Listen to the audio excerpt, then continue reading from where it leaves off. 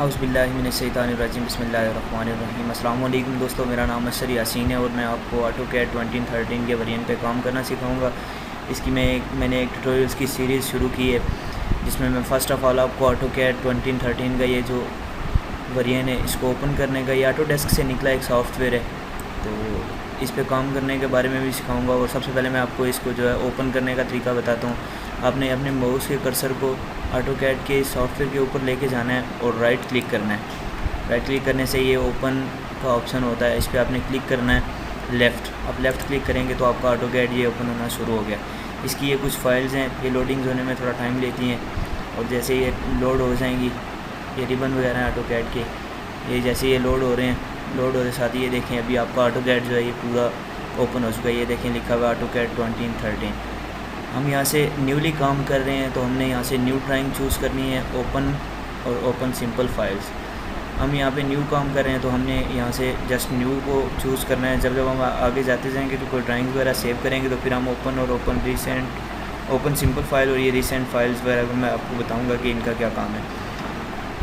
अभी चूँकि हम न्यू काम करना चाह रहे हैं तो हम यहाँ से न्यू को सिलेक्ट करेंगे और ये आप यहाँ से आपने ये कैड ड्राइंग ही होती है, ये कैड लिखा होता है, आप इसको यहाँ से ओपन कर देंगे।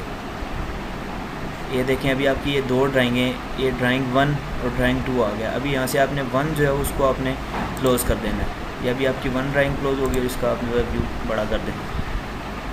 अभी ये आप सबके सामने जो है ऑटोकैड 2013 का वेरिएंट है और उसका ये इंटरफेस, ऑटोकैड का इन्वायरमेंट जिसे बोलते हैं, इन्वायरमेंट जो है वो इसका ये आपके सामने है कि ऑटोकैड क्या चीज़ है और इसमें ये क्या क्या चीज़ें पाई जाती हैं। तो जिसमें आपको मैं बताऊंगा कि 2013 वेरिएंट इस्तेमाल करते वक्त सिंपल ड्राइंग्स और सिंपल से शेप्स और सिंपल शेप से और सिंपल ड्राइंग से कॉम्प्लिकेटेड ड्राइंग किस तरह बनाई जाती हैं, जिससे आपको जो है वो कोई प्रोजेक्ट बनाने में या फिर ऑटोकैड सीखने में आसानी होगी। तो हम स्टार्ट करते हैं। मैंने ये आपके सामने ऑटोकैड ओपन किया है। इसके अंदर जो आपको ये सब कुछ नज़र आ रहा है, ये सारा ऑटोकैड का इन्वायरमेंट है। इसे हम ऑटोकैड का इंटरफेस भी कहते हैं। ये जो आपके सामने आप सबको ये नज़र आ रहा है, ये इसको इंटरफेस कहा जाता है ऑटोकैड का। इसके अलावा हम जब भी कोई ड्राइंग बनाते हैं, फ़र्ज़ करें कि हम पेपर पे कोई ड्राइंग बनाते हैं, तो पेपर पे ड्राइंग बनाते वक्त हमें पेंसिल की, रेज़र की और इसके अलावा स्केल वगैरह की ज़रूरत पड़ती है, जिससे हम जो है वो कोई ड्राइंग बनाते हैं। ज्योमेट्री की ज़रूरत पड़ती है, तो वो सब कुछ ऑटोकैड में दिया हुआ होता है। जिस तरह जो है वो पेंसिल का काम यहाँ पे ये लाइन और पॉली लाइन वगैरह से किया जाता है और ये आर्क बनाने के लिए पेंसिल और जब इस्तेमाल की जाती है उधर ज्योमेट्री में यहाँ पे ये बने बनाई पड़ी भी होती हैं। ज्योमेट्री की कुछ स्कॉल हैं, ये सर्कल, आर्क, रेक्टेंगल, इलिप्स, ये सब कुछ यहाँ पे पड़ा हुआ होता है। इसके अलावा जो ऑटोकैड का इन्वायरमेंट है इसमें कुछ और भी ये मॉडिफाई की कमांडें हैं। मॉडिफाई की कमांडें जो आप शेप बनाते हैं उन्हें एडिटिंग उनकी करने के लिए इस्तेमाल होती हैं। मतलब जैसे आप कोई शेप बनाते हैं, एक लाइन आप यहाँ पे लगाते हैं तो आप उसे मूव करना चाहते हैं, तो मूव के लिए ये यहाँ पे मूव की कमांड है, कॉपी और ये रोटेट, ट्रिम, फिलट, मिरर, ये सब कुछ मैं आगे चल के जब आपको इनके इस्तेमाल बताऊँगा तो फिर आपको पता चल जाएगा कि ये किस चीज़ लिए इस्तेमाल होते हैं। और इसके अलावा ये लेयर्स होती हैं, ये लेयर्स में काम करना मैं आपको आगे जाके बताऊंगा। जब हम कोई प्रोजेक्ट बनाएंगे तो यहाँ से उन लेयर्स को हम चूज़ किया करेंगे, वो ऑफ़ करके और ऑन करके उन पे काम करके मैं आपको बताऊंगा। इसके अलावा ये एनोटेशन हैं, इनमें अगर आप जब कोई लाइन लगाते हैं तो उसकी स्केल वगैरह मालूम करने के लिए और उसके अलावा कि ये कितनी बड़ी लाइन है या फिर हम कितनी लगाना चाहते हैं या किसी सर्कल का रेडियस मालूम करने के लिए ये इसमें ये आप ये नीचे क्लिक करें, ये देखें कि आपके सामने इसकी ये स्केल चेक करने के लिए ये एंगल और एंगुलर और रेडियस, डायामीटर और ये लाइनर, ये जो है ये अलाइंड, तो ये जो है आप इस्तेमाल कर सकते हैं। इसके लिए भी मैं ये एस्केप प्रेस करूँगा, ये पीछे चला गया।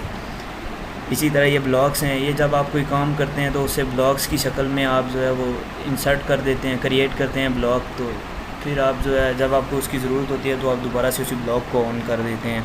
ये प्रॉपर्टीज़ हैं कि आप लाइन की जो मोटाई वगैरह है उसको कम करने के लिए, ज़्यादा करने के लिए इस्तेमाल करते हैं। ये कट ऑफ लाइंस वगैरह हैं वो यूज़ करने के लिए और ये कलर वगैरह देने के लिए इस्तेमाल की जाती हैं। बाकी ये ग्रुप्स वगैरह हैं, ये मैं आगे चल के आपको बताऊंगा जब हम इन पे काम करेंगे।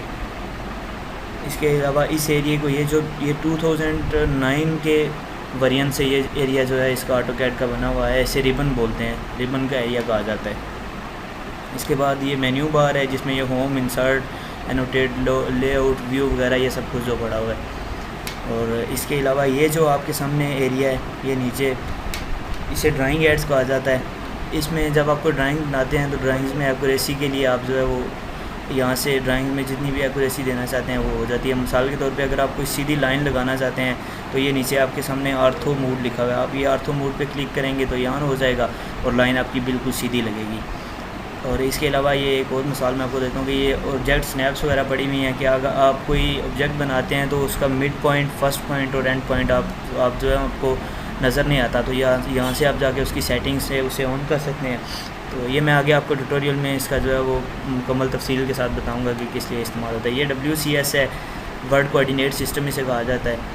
और इसके अलावा ये इसकी जूम इन और जूम आउट और ये पेन वगैरह हैं, जब इनका इस्तेमाल मैं आपको बताऊंगा तो फिर आपको इसकी समझ चलेगी। इसके अलावा ये कोऑर्डिनेट सिस्टम है, UCS इसे बोलते हैं, यूनिवर्सल कोऑर्डिनेट सिस्टम।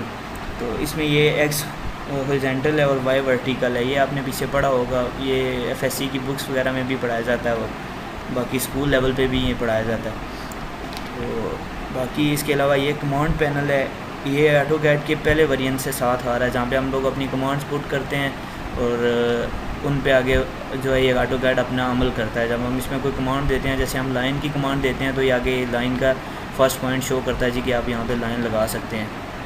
तो बाकी इसमें और मज़ीद तो कोई चीज़ इंटरफेस में नहीं रही जो मैंने नहीं बताई, तो फिर भी जो कुछ रह गया वो हम इंशाल्लाह अगले ट्यूटोरियल्स में मैं आपको तफसील के साथ उनके ऊपर काम करके बताऊँगा।